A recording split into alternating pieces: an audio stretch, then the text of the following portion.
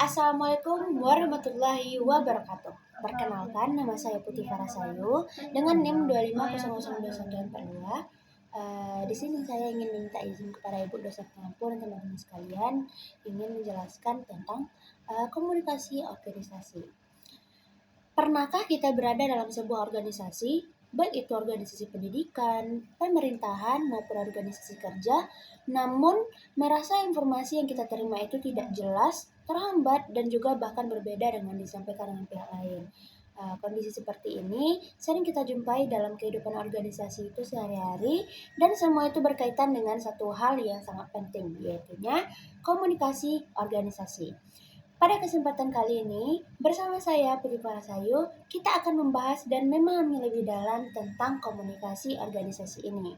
Mulai dari pengertiannya, peran pentingnya dalam menunjang keberhasilan organisasi, hingga bagaimana komunikasi yang efektif dapat mencegah konflik dan meningkatkan kinerja seluruh anggota organisasi.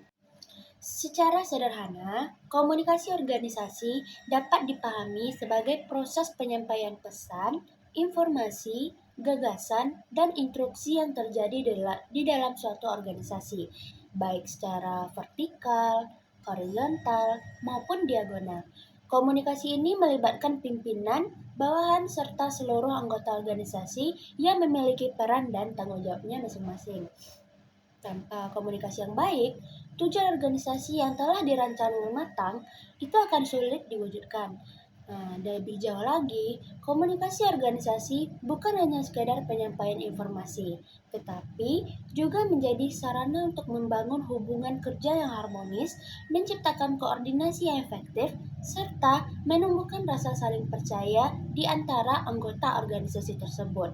Melalui komunikasi yang terbuka dan jelas, setiap individu dapat memahami tugasnya, mengetahui harapan organisasi, dan dapat berkontribusi dengan maksimal. Nah, teman-teman sekalian, komunikasi organisasi tidak hanya terjadi di lingkungan perusahaan ataupun instansi pemerintahan, tapi juga sangat dekat dengan kehidupan kita sebagai mahasiswa. Sebagai contohnya, contoh paling sederhana yang dapat kita ambil itu dalam organisasi kemahasiswaan seperti himpunan mahasiswa, badan eksekutif mahasiswa, maupun unit kegiatan mahasiswa.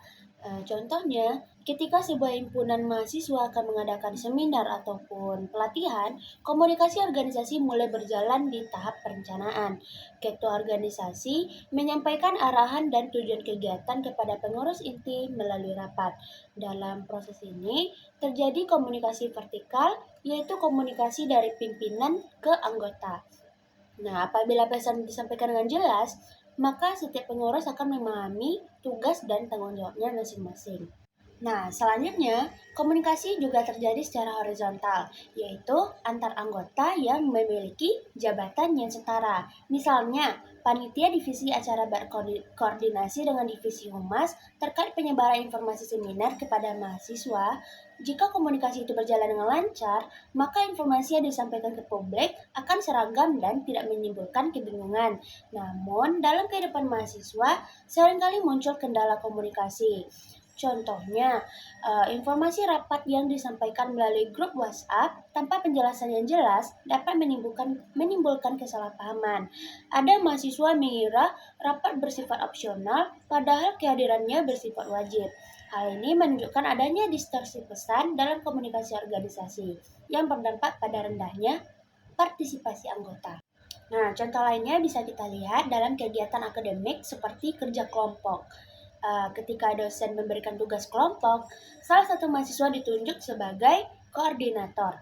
Koordinator ini bertugas untuk menyampaikan pesan instruksi, membagi tugas, serta mengingatkan tenggat waktu. Jika komunikasi dilakukan secara terbuka dan dua arah, anggota kelompok dapat menyampaikan kendala ataupun pendapat sehingga tugas dapat berjalan dengan baik dan lancar.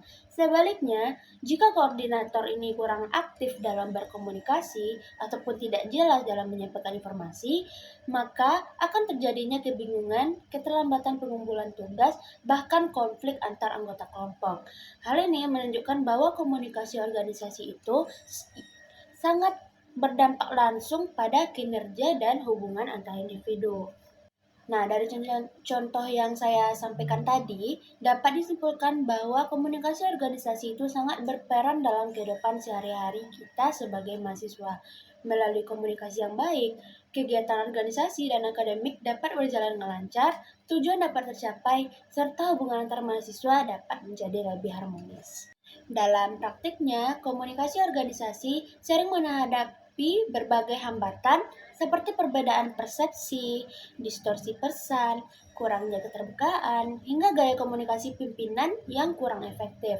Jika hambatan-hambatan ini tidak dikelola dengan baik, maka akan menimbulkan kesalahpahaman, konflik internal, bahkan penurunan kinerja organisasi.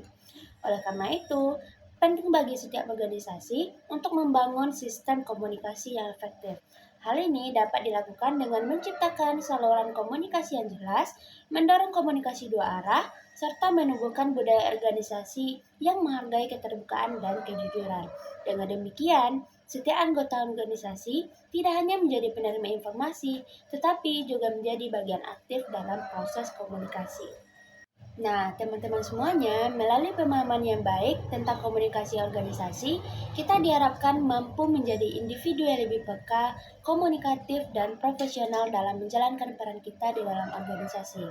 Komunikasi efektif bukan hanya tanggung jawab pimpinan, tetapi merupakan tanggung jawab kita bersama sebagai bagian dari organisasi. Akhir kata, semoga pemaparan singkat mengenai komunikasi organisasi ini dapat menambah wawasan dan memberikan manfaat bagi kita semua, khususnya dalam meningkatkan kualitas komunikasi di lingkungan organisasi tempat kita berada. Jika saya ada salah, mohon dimaafkan. Wabillahi taufiq wa hidayah. Wassalamualaikum warahmatullahi wabarakatuh.